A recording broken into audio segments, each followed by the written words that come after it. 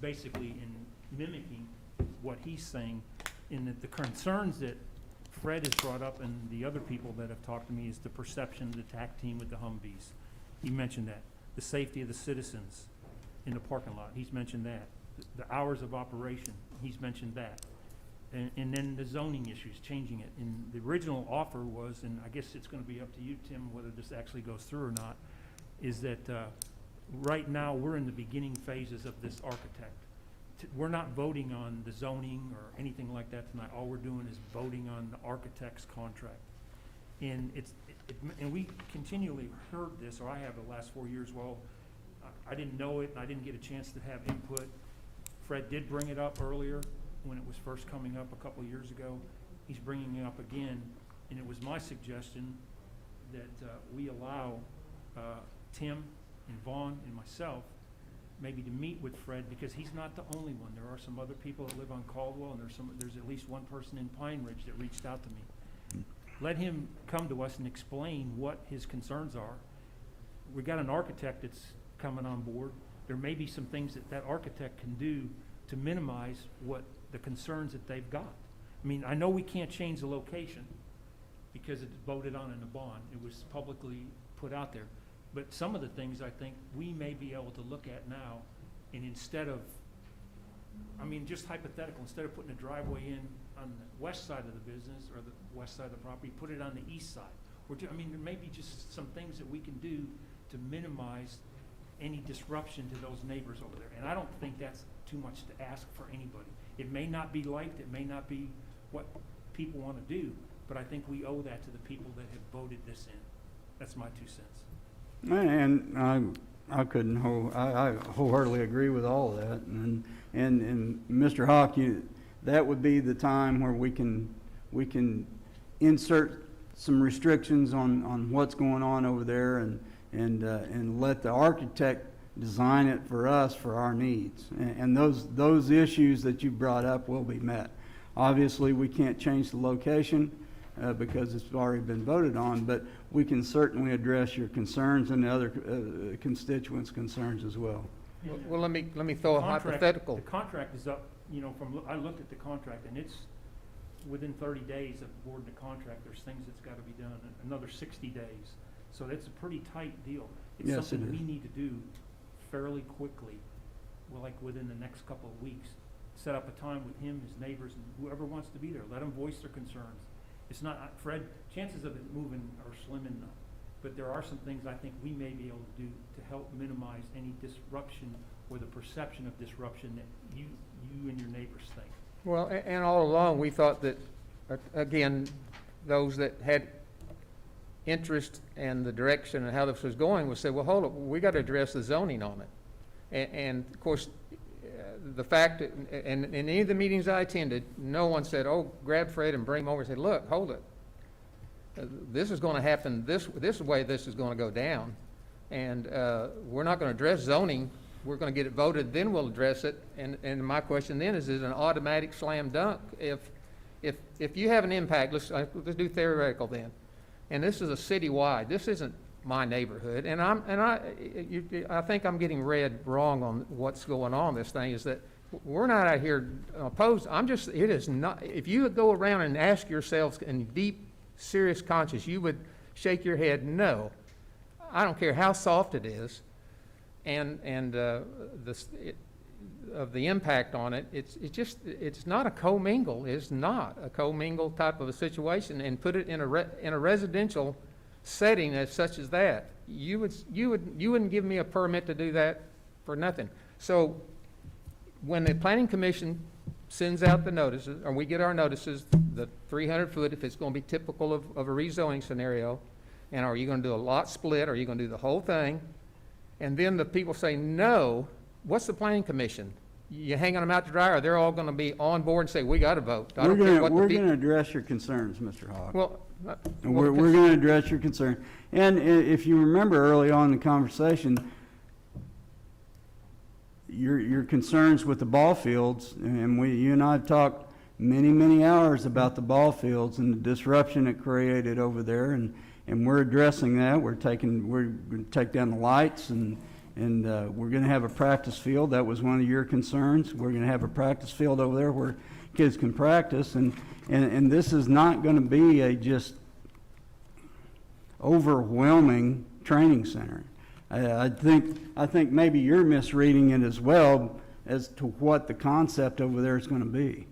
And so, like what Pat said, we're going to bring you guys in with the architects and let them show you the conceptual drawings. And once we get that done, I think you'll be at ease with it. I think we need to do that before the drawings. I agree. I think that needs to be done sooner. And you guys need to coordinate that with the Well, architect. Yeah, well, I mean, initially when I went to the chief's office over a year ago, and from the ones I'd looked at and wanted to see what his thing was, and he pulled out, and I saw the typical, they're built out of the containers, 40-footers. I think the one that we looked at in his office stuff that they really liked and facility was a couple double stacked side. It was double or 3 stacked high. And it depends if they're what they're called the jumbos. They're 10 foot tall. If the standard they're 8, that thing would be 24 foot minimum to 30 foot tall. I'm going, this is superstructure on the aircraft carrier. How are you going to hide that puppy? And the other issues which they haven't addressed is like, I wouldn't want that apartment complex and the fire chief said, we're going to do mostly soft burns. We're not going to do, but occasionally they're going to do a hard burn. If they're going to do that, there's just issues. And again, residential, they're going to come over to your neighborhood with that.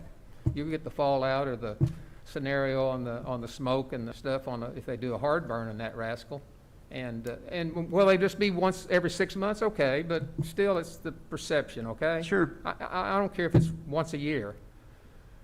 That's just and it's not just me.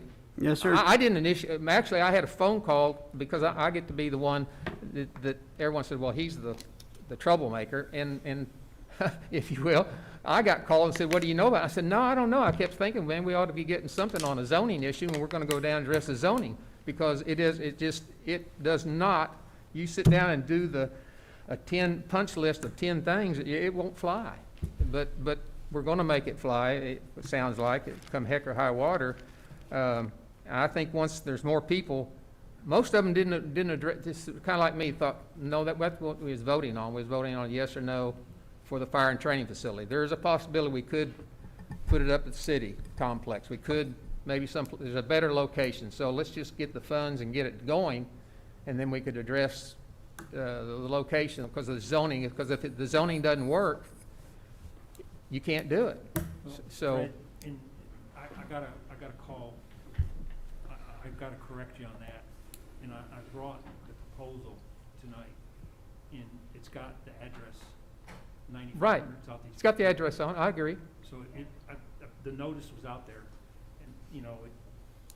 It was on the ballot. I mean, the ad said 95. And it's going to be aesthetically pleasing, and it's going, it's not going to be this monstrosity I think you have in your mind.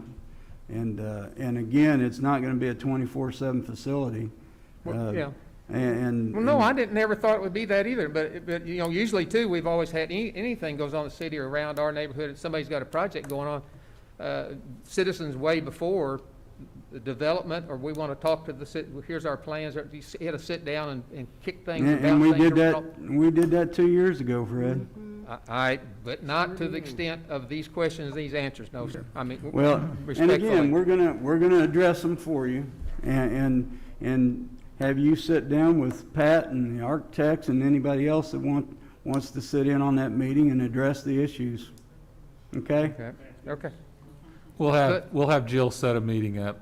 It doesn't, like I told many of them, I've told Vaughn and a lot of them, like most, a lot of you're aging out, it isn't gonna affect me scenario, it's the city that I'm thinking side of it. Yes, sir. I'm old school from the old part of town, and dadgummit, I just, want the bomber pride stuff, and it just, and I thought, man, this is just gonna reek, But I want to say this, the city of Midwest City voted on this bond, on this, and they saw this information, and they still voted yes to it. Did they not have any concerns then? And most of them didn't, you ask somebody that voted on it, didn't look at it as to and it the, had the address, and it had all the information, but it just said a fire and police training facility and that address, and or, it didn't say anything about rezoning it, didn't call out that we've got to change the zoning on the facility, and it wasn't addressed, anyway.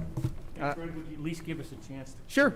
Well, I mean, I'm at your, Well, and no, the- that's not how it works. We're at yours. well, That's well, how it's yeah, supposed and, to be. Give us a chance to meet with you without promising that we're gonna change anything, because there's some things that we probably don't know or have access, but let us, if there's something that we can change it to, that it doesn't affect the mission that has to go on over there, give us an opportunity to work on it. yeah, we'll With that, I make a motion that we pass this. Well, we've got to read the item. Let me read it real quick. Discussion and consideration of approving entering to an agreement to execute a task order associated with a contract approved and entered into July 12, 2019 with C.H. Guernsey and Company in an amount not to exceed $80,675 for development of construction documents, CDs related to the 2018 Moving Midwest City Forward Bond Issue Police Fire Training Facility located at 9555 Southeast 15th Street. I make a motion to approve it with the stipulation that a meeting is set up at the earliest possible date with Mr. Hawk and any other neighbors that want to be there so we can discuss I the second. project. I've got a motion and a second. Any further discussion? May I? It's kind of closed, Fred. Go ahead. Well, the address you just gave, 9555, am I flirting with the technical here, but is that the address that was on what we voted on?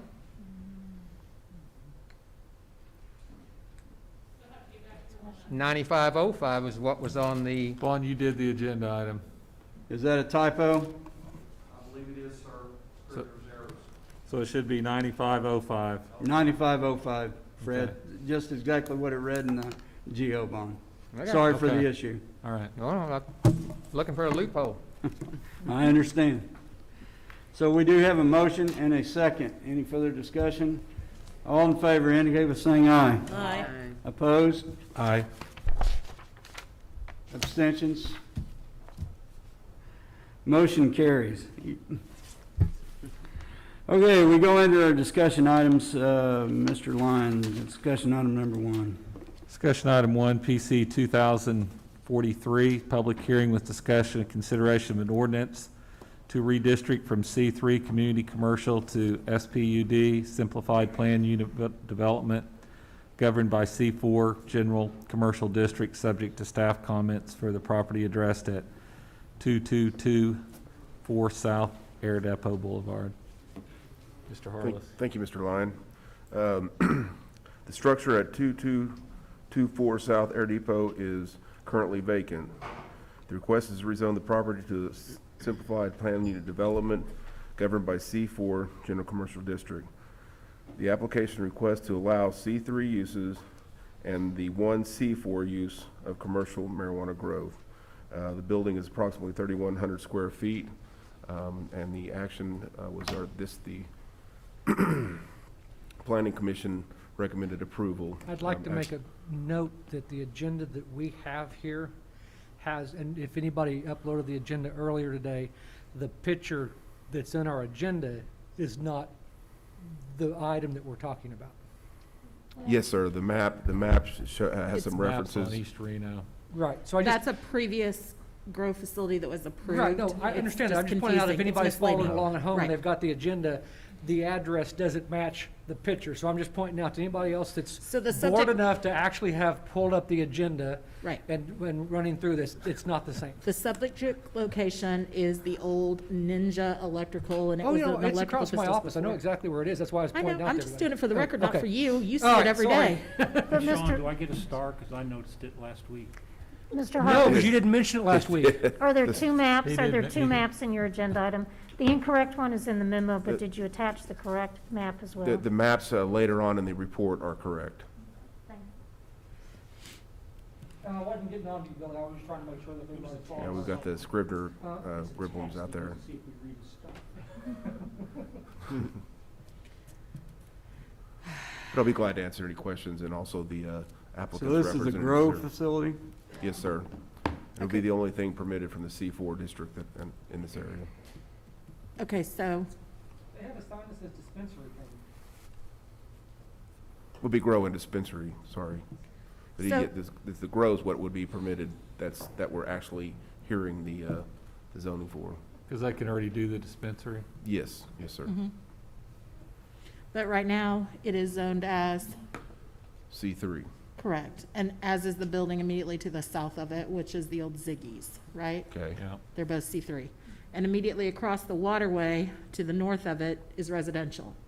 And it goes residential all the way down until you get to the shop where the old Habitat building is and All-American Pizza, et cetera, et cetera. And of course, Sean's business is across the street. And we just put in that really nice pedestrian crosswalk to tie it into the travel in terms of like the trail aspect kind of Yeah. thing. We've talked about tying that into an innovation district, and I'm really surprised that we're discussing putting a grow facility there under the circumstances because it is so close to residential.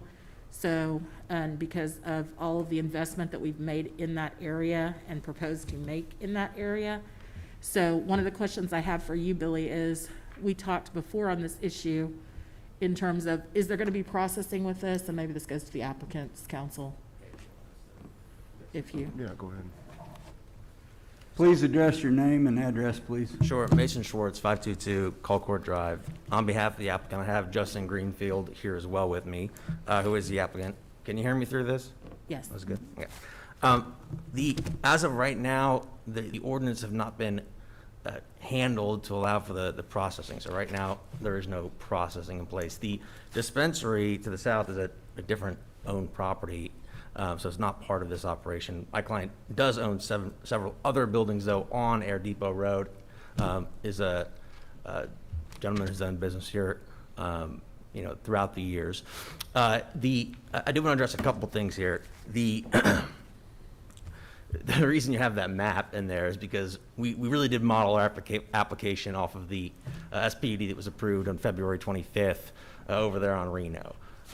We think this is a pretty similar situation. And actually, we think here, the residential situation is actually more favorable to approval than what was going on at that Reno situation.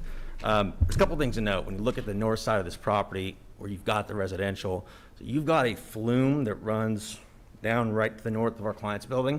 On top of that, additional concrete. From where our client's building is, the building line, to the time you cross that flume and that concrete and even get to the back grass line of those residentials, that's 50 feet or more, and another 85-something feet until the house. On top of that, you've got the tree buffer, which the SPUD requires would be to stay in place there. I also think that it's appropriate to note that if you look at the way that residential set up, it's facing on Air Depot, on a section line arterial road. And that is why the comp plan designation for that property is actually office retail. And so you see this kind of situation where you've got these older homes that are on arterial roads. The comp plan designation is something like office retail. And then they end up, right next to the appropriate use on arterial road, which is something like a C3 of this kind of operation.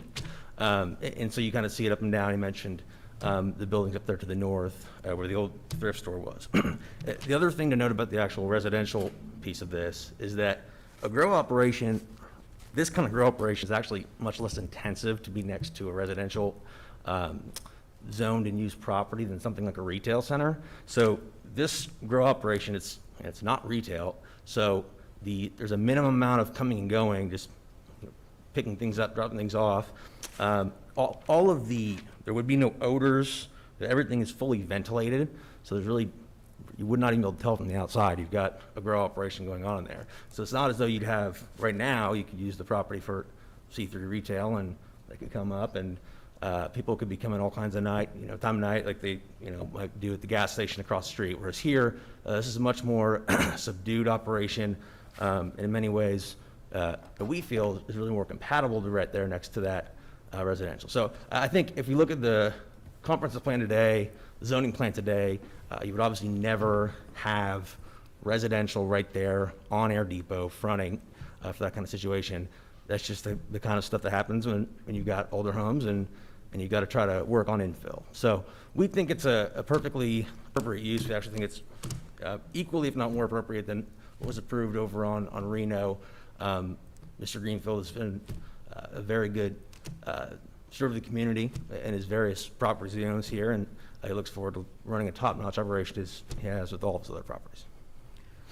I want to remind the council that about 2 years ago or so, we denied an application with regard to converting one of the houses that the side of the house faces essentially the western side of Air Depot, kind of right across the street from where the Cinnabon is and so forth, there was a request to convert that to a law office.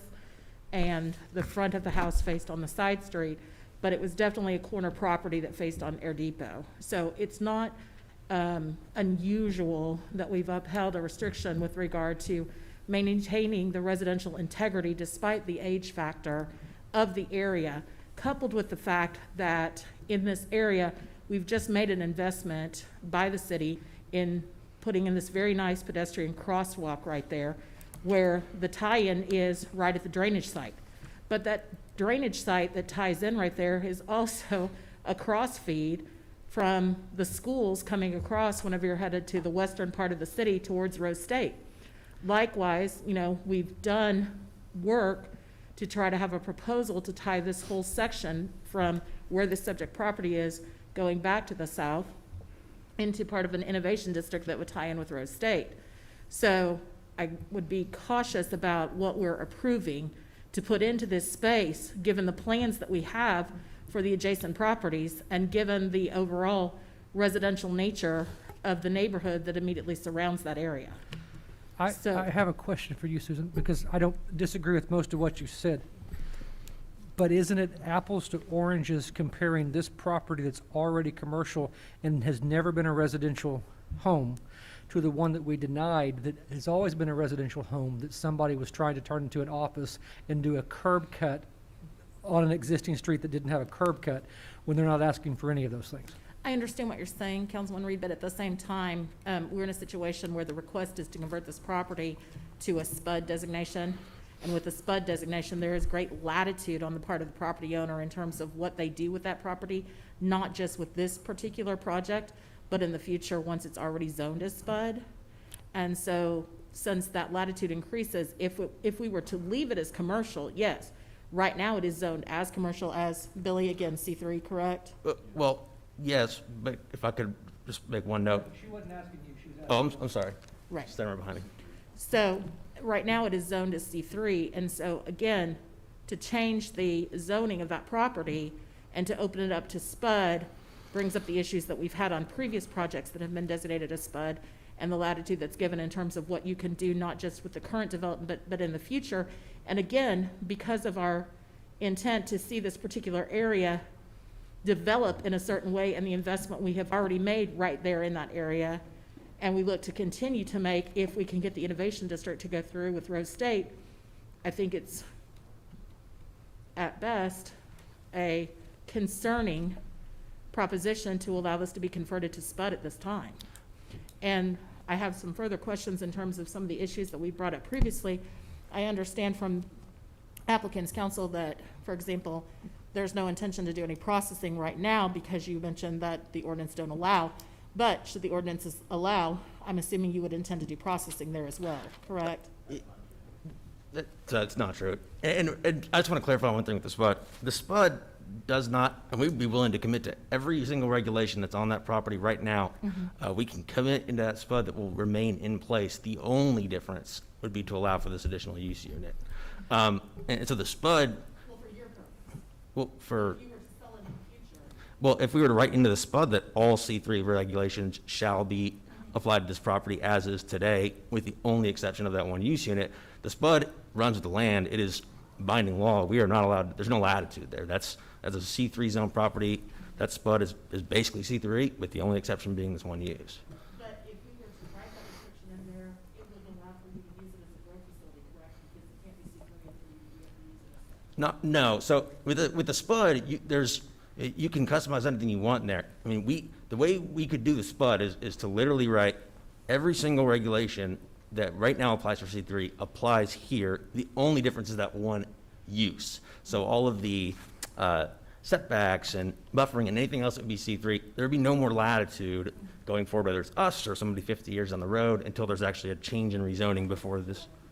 Correct. So, I mean, that is, we can make it as airtight, and that's one of the things, if we need perhaps a continuance to talk to Councilwoman Eads and figure out maybe if there's stuff that we can write into the SPUD to quell concerns. I have a couple questions before we talk about that. Does he own the dispensary that's going to be next to it? No. You don't? No. So, my office, I own the building directly across the street from it where Reed's Tax Service and everything else is. I have zero problem with this from somebody that's going to be sitting there looking at it every day. And I'll tell you why I don't. That building's kind of an eyesore. It's kind of ugly. There hadn't been any good use going on in about 2 years. And while it might not be the single best use we could hope for a building in Midwest City, it's better than no use for a building in Midwest City. That's my thoughts on it, as somebody who sits across from it, who looks at it every single day. When I go to get a beer or a pizza, because your elected officials aren't supposed to admit drinking, I walk across the street. I know that area that you're talking about very well. Use that crosswalk, go over to the Wedge, and not in the summer because it's too damn hot and you'll melt. But I don't see an issue with that from a perspective as a business owner and a property owner in that area. I have not seen anything that shows that property values decline when there's a processor, because the footprint of we're going to be addressing an issue in a minute where the footprint is much larger. A processor doesn't have hardly anybody coming in and out. They either have a transporter who's licensed who's going to take it to the dispensaries, or they have the dispensaries who are going to come and pick it up.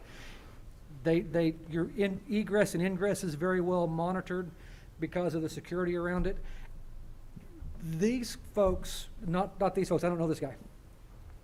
The processors that I have that are clients of mine and the processors that I have visited with. No, I meant growers. I'm sorry, I meant growers. And I know, I meant growers. I'm sorry, thank you. Processors are the same also.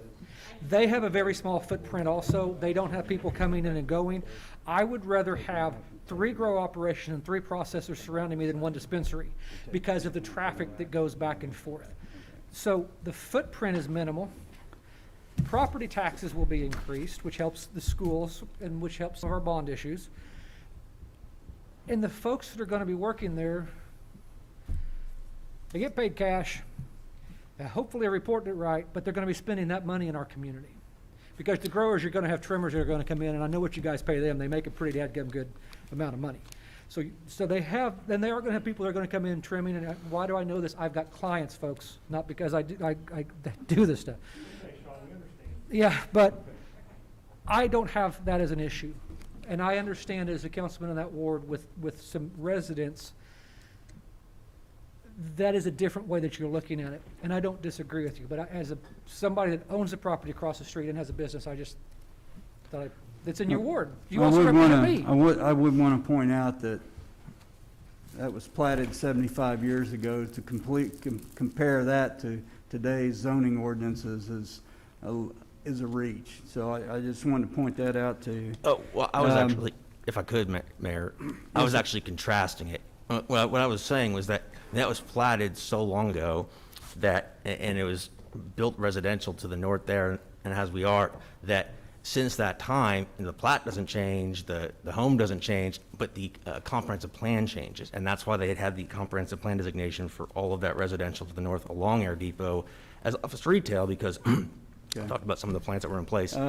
That's obviously there's a lot of questions about this, and I think our best course of action on this would be to take no action and let council and Ms. Eads and Mr. Harless and the owner get together and write the restrictions that we would like to see, and then bring it back at a later date. So, is that good with everybody? So we just take no action on this particular item and bring it back at a later date. So can we highlight some of those restrictions, just so we're clear, that you'd like to see? We can do that That's at a what the meetings later are gonna date. come up for. We can do that at a later date. Y'all can get together and highlight those restrictions. Okay? Everybody good with that? So no action's going to be needed on this particular item. We'll be in touch. Thank you. Thank you. Okay, ladies and gentlemen, we'll move to discussion item 2. Mr. Lyon. Discussion item 2, discussion and consideration of an ordinance amending the Midwest City Municipal Code, Chapter 1-15, specific penalty for violation of code, providing for repeal or severability and declaring an emergency. Ms. Floyd. Thank you. This is a proposed amendment to allow for a graduated fine based on prior petty larceny charges. We're seeing an increase in that charge. We would like to be able to, if we're seeing repeat offenders, to be able to enhance the fines depending how many times we see them. If there's no discussion, I'd move to approve that and move to approve it on an emergency basis. We have to have two separate motions, all right? Okay, slow down. Need a motion to approve the ordinance change. Susan did that. We got a second. All in favor? Aye. Opposed? Abstentions? I need a motion to declare it as an emergency. So moved. I have a motion and a second. Any discussion? All in favor indicate by saying aye. Aye. Opposed? Abstentions? Motion carries. Thank you. That was pretty easy, wasn't it? That was the easy one, yeah. The next one ain't gonna be. You understand The that? next one should be all right. Item number 3, Mr. Lyon. Discussion and consideration of an ordinance amending the Midwest City Municipal Code, Chapter 24, Motor Vehicles and Traffic, Article 9, Bicycles, Division 2, Licenses by amending Section 24-300, repealing Sections 24-301 through Sections 24-305, coming into conformance with Title 47 on the statute 12-701 through 708, providing for repealer and severability. And thank you. This is just a proposed amendment which would eliminate any licensing requirements for bicycle use in the city, puts it in conformance with state statute, wherein that statute provides for safety items, and those ordinances would not be affected. I have a question. Sure.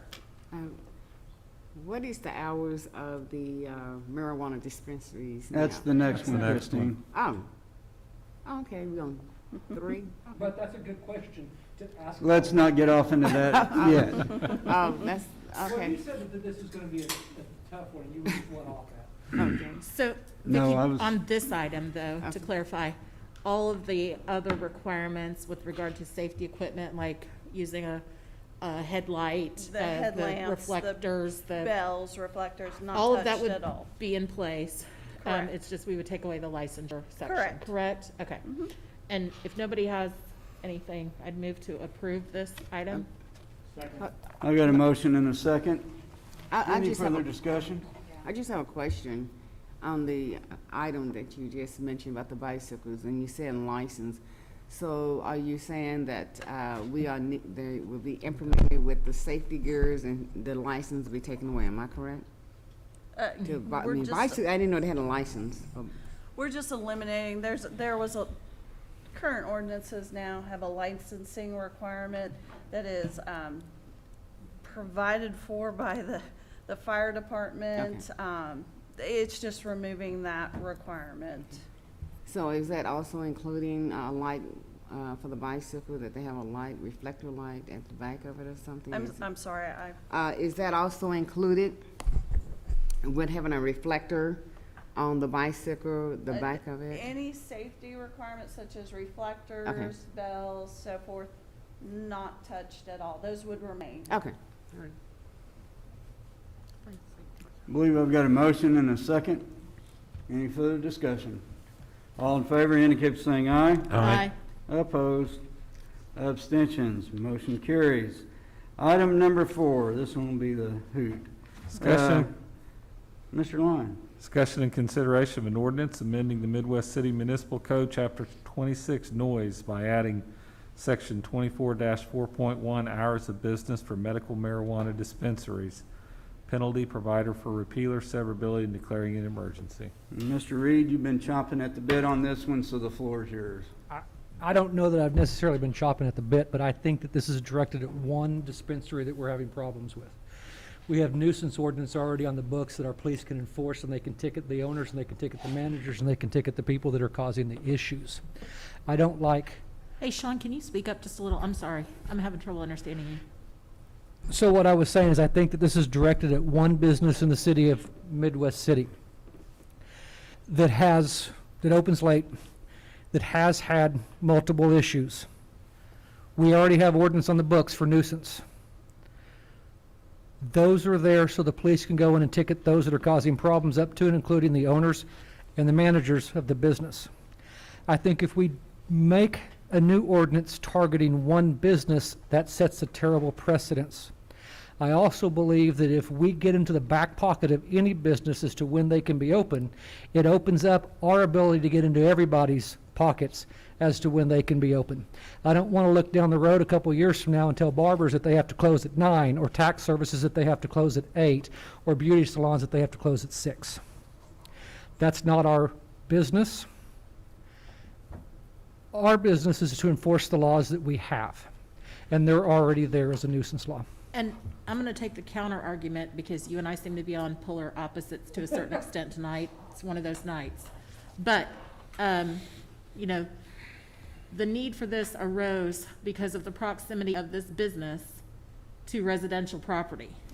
And that is why I pushed so hard on our first agenda item, because again, when you have businesses that operate, and we're going to have one apparently adjacent to the business we just discussed in item 1, that is a dispensary that operates in a direct residential area, and you have that traffic that you're talking about, and you have that noise and so forth, it impacts, you know, all of the folks like me who like to go to bed at 10 o'clock at night type of thing and like to try to get a full night's sleep. And I respect and understand what you're saying in terms of the enforcement, but at the same time, when this item came up for discussion in Ordinance Review Committee, one of the things that we discussed and one of the things that I was a strong proponent of was to try to make the hours of this consistent with what we do similarly with noise, for example, so that quiet hours are quiet hours type of thing. And with all due respect, if we had a business in Midwest City that was presenting a repeat problem with noise and disturbing the peace, other than using the police department for enforcement for that, I would hope that we as a council would want to take action to curb the impact of that business's effect on our citizens. I would hope that we would do that. But is that not what citations are for?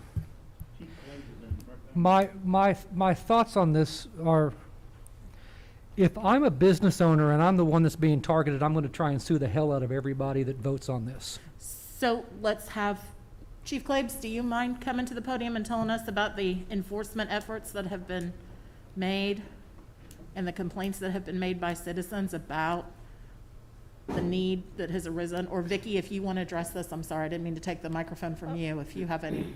That's fine. I am aware of issues. I'm aware of other issues outside of noise. I'm aware of fights that have occurred in the parking lot, larcenies in the parking lot.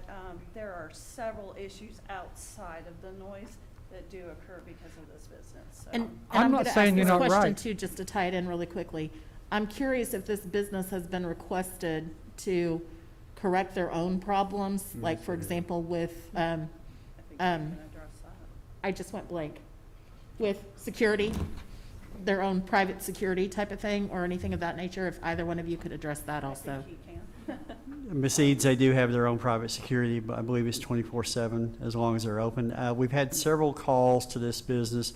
As far as the disturbances in the residential areas, I think some of the complaining parties have not wanted to file a citation and complaint. Obviously, this is misdemeanor not committed in our presence. We've actually intervened, done some mediation with the owner, asked that he try to resolve the problem himself.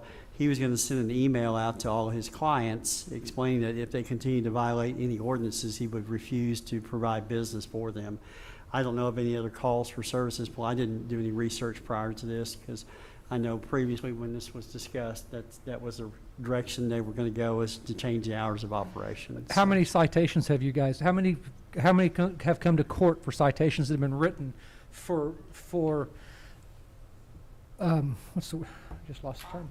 Nuisance. Violations, Nuisance. nuisance. Guess what? What? I did research. Okay, how many? This is since the first of the year. On the 6th of January at 4:15 in the afternoon, there was a disturbance. And then there was a follow-up to that disturbance at 7:35. On January 31st, at 3 o'clock in the morning, there was a loud noise complaint. On the 7th of February, at 3:45 in the afternoon, there was a vandalism where an ex-employee had vandalized inside of the store. On March 30th, at 7:30, there was a disturbance, and it involved the meth pipe outside.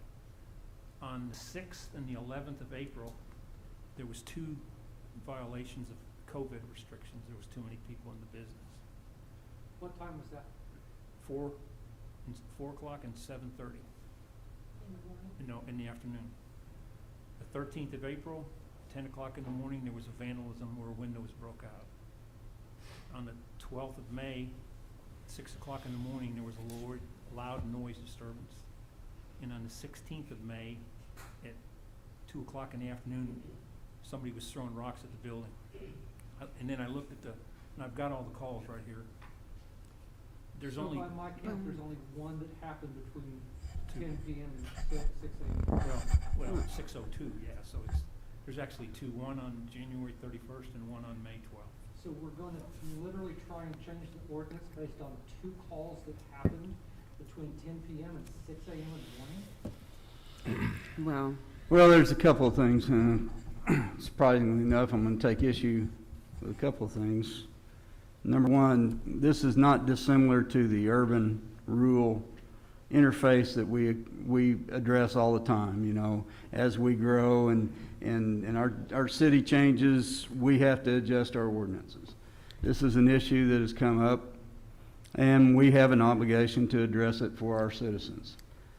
If this is occurring here, and we've talked about the interface with the dispensaries and the residential areas. We've talked about it in terms of processing. We've talked about it grow facilities, and this is just another issue that we have an obligation to address, either not but.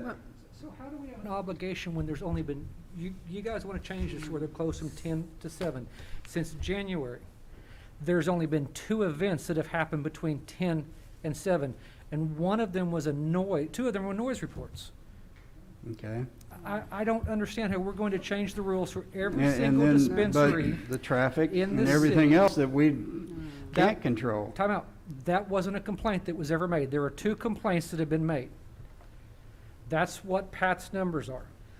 We With have- respect, I mean, I think, Sean, now that Pat has pulled the research and we can see the times of the violations and that a lot of the times of the violations are not in the time frame that we're impacting by this proposed ordinance, I understand greater the point that you're raising. I'm thinking that maybe what we need to do, and again, I believe this one's in my ward also, is to consider staying this for a period of like 60 days. And let's revisit this in terms of how many violations do we receive in the next 60 days. And since our police department is aware of the issues with this property and have been receiving calls to this property, I'm sure that, it will be given attention in terms of any violations that arise between now and the next 60 days for the sake of our residents, which is my greatest concern in this factor, plus just the safety of the people who are visiting the business based upon the types of violations that have been noted. So would that be palatable to the Can I ask the council as a chief, whole? can I ask the to- chief one question? Absolutely. One of the things that you are really big on, and I'm saying this because I really appreciate it, is educating our residents and educating our business owners. Can you send one of our supervisors out there to talk to the owner and the managers to let them know what we've discussed, why we've discussed it? I think that's already occurred. But again, education sometimes takes multiple times. I didn't learn algebra in one day. I actually didn't learn it in an entire semester. I had to take it over again. But could you guys do that? Absolutely, and I'll follow up with an email, let you know that we get it done. Thank you. But Major Whipley was the first one that went out and spoke with them. Well, and I would have one more challenge for the city attorney's office, is that we reach out to other municipalities and see what has occurred in other municipalities. I think this is an issue that it's going to have to be Its addressed time either is by coming. state But you're only statute talking about or one city business. ordinance. I really do. Its time is coming. But I don't think this appropriate to say because one business is a nuisance, that all businesses in this capacity marijuana, that they should change the hours. If that's a problem, have I think this it needs to one- be dealt with on a, with Councilwoman, we only have one citations. business that is a dispensary that operates during these extended hours. There's only one that's essentially a 24/7 facility. So there, Can still do a 24-hour dispensary if they want to. they could, yes, but in fairness, currently, I'm just saying currently, we only have one. So, and that's the one that we've been receiving these complaints with. And we Because do when you're have talking many. about this in we- your we ward, do- Okay, this May I affect rec- all Let's not, wards, not just one. let's not talk over each other. Okay. May I recommend that we do no action so that if Okay. there are some ways to change this, that we can bring it back Yeah, as a we'll- new version? I mean, We'll I take mean, no no action. disrespect, but I'm But we'll just. I take do no want to action. put one other thought out there for the thought processes. When we changed our liquor license, laws, liquor stores can now be open till midnight. Correct.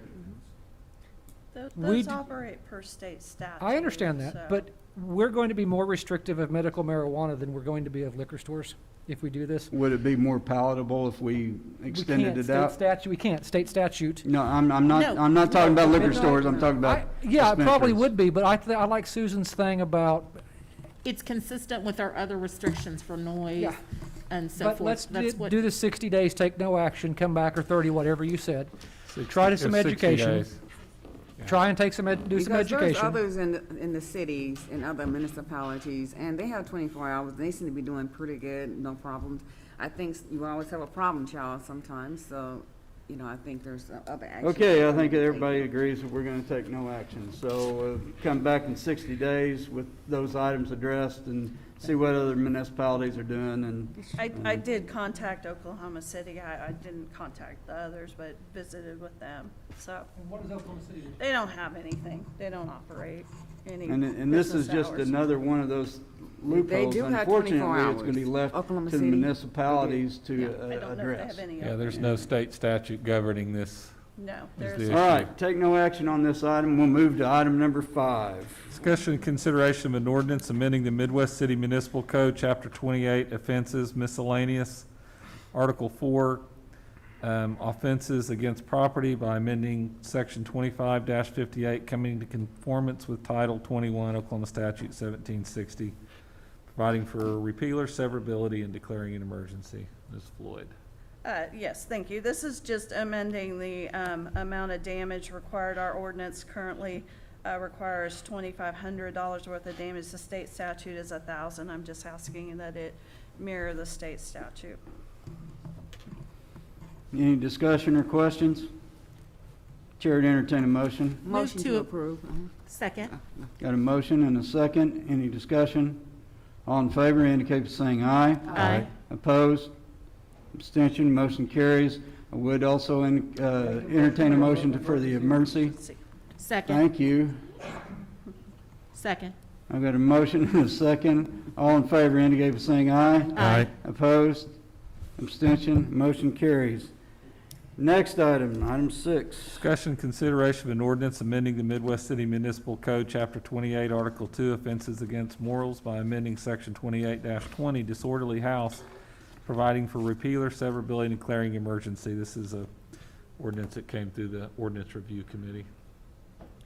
Thank you. This is just as everyone's aware, we've had some issues with the disorderly house ordinance. This was attempting to address some of the requirements in that and changing those, rather than the rolling 90-day period where there needed to be 3 convictions. This allows for, if I could fall to it, 3 offenses of certain following acts within 1 year of the date of the commission of any following acts, declaring those acts. It also terms what structures are, and then it addresses any persons who are lessors, owners, corporations of these properties, and if they continue to allow a disorderly house to be rented out, providing for punishment of those individuals or corporations as well. And I'm just going to speak to this just really quickly. Sure. We discussed this in the Ordinance Review Committee. It came up in particular in relation to a request that I know I and Pat were moving because of some problems that occurred in our respective wards, particularly mine.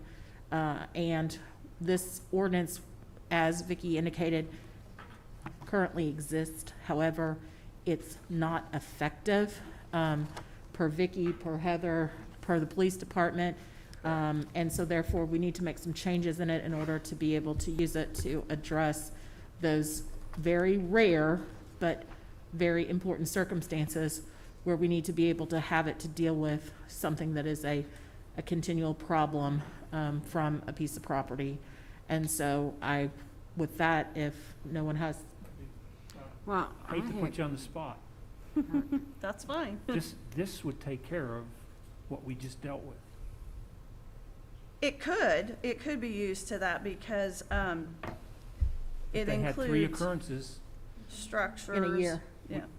exactly what the police department is dealing with now, as far as vandalism, loud noises, disturbances. That could would- solve the problem, the that would previous solve the issue. problem, correct? I believe it could.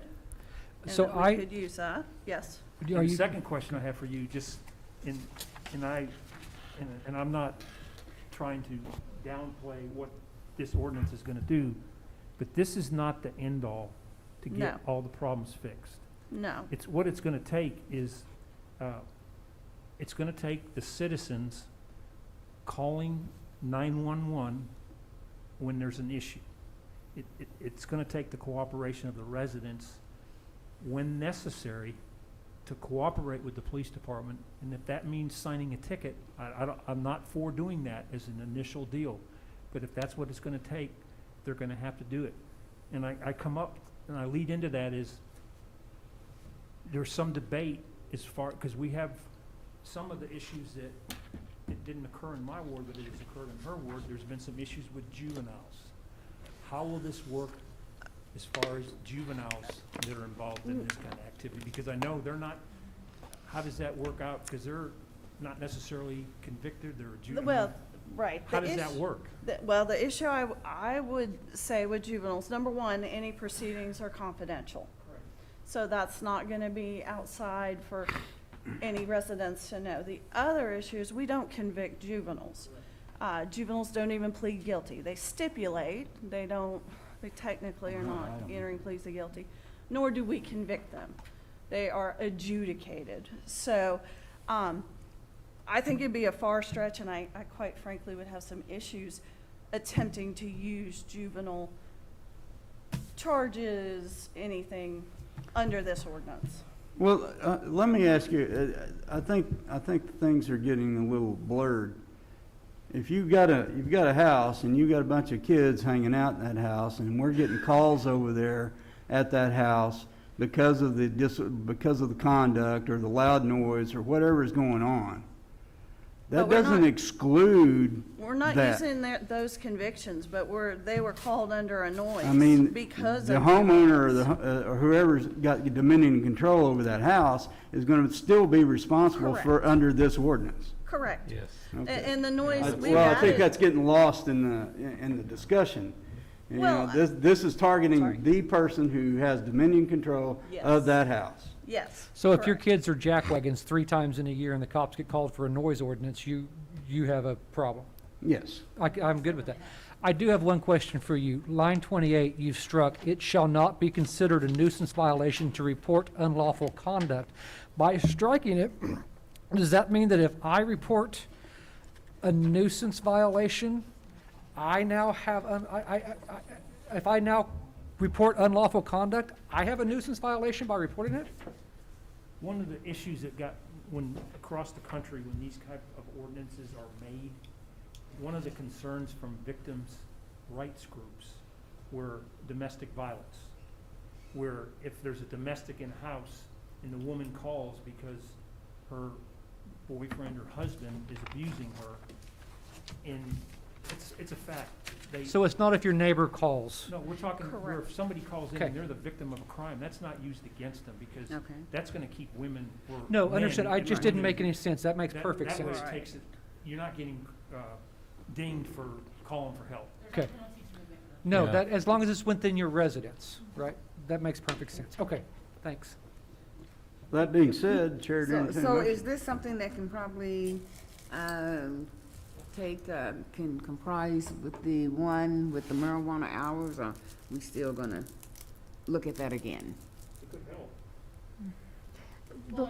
I think we still need to look at it, because we said we were going to. If this goes into effect on an emergency basis, then it could be used within the next 60 days, and we could see what happens with it as well. And then if there's True. no need for the separate ordinance on the restriction on hours, then, we could not do that.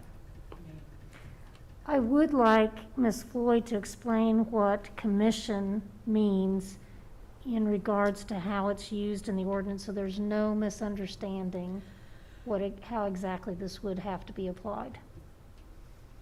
I would say that the 1-year date of commission, under my reading of it and my writing of it, is that even if a conviction occurs 3 months later, we can use the actual incident date to start the year. That's right. So if So our I'm a date police of officer and I pull the conviction- call history on that particular house, and we've had 13 instances, then I can go ahead and issue that homeowner a citation for disorderly house, correct? 3 offenses within that 1 year of date, yes. Yeah, calendar year. We go out there and, okay. That's, I'm just trying to clarify that. Yes. All right, once again, Chair to entertain a motion. Second. I have a motion and a second. Any discussion? All in favor indicate by saying aye. Aye. Opposed? Abstention? Need a motion for the emergency. I have a motion and a second. Any discussion? All in favor indicate by saying aye. Aye. Opposed? Abstention? Motion carries. Thank you very much. Thank you. And before we go Sure. on to the next item, I would like to commend Ms. Floyd, because we have been doing a lot of makeup dockets, and on top of that, she really put a lot of effort into these ordinances. So Thank you very much. It helps. Good job, Vicki. Yeah. Okay. Move to item number 7. Discussion and consideration of a quarterly update on the progress of the execution of the general obligation bond, the bond projects. And bond I'm is sorry, here. before we launch into this, is there any Yeah. way we could take a 5-minute recess, You bet. please? We're at recess for 5 minutes. I gotta go too. Thanks.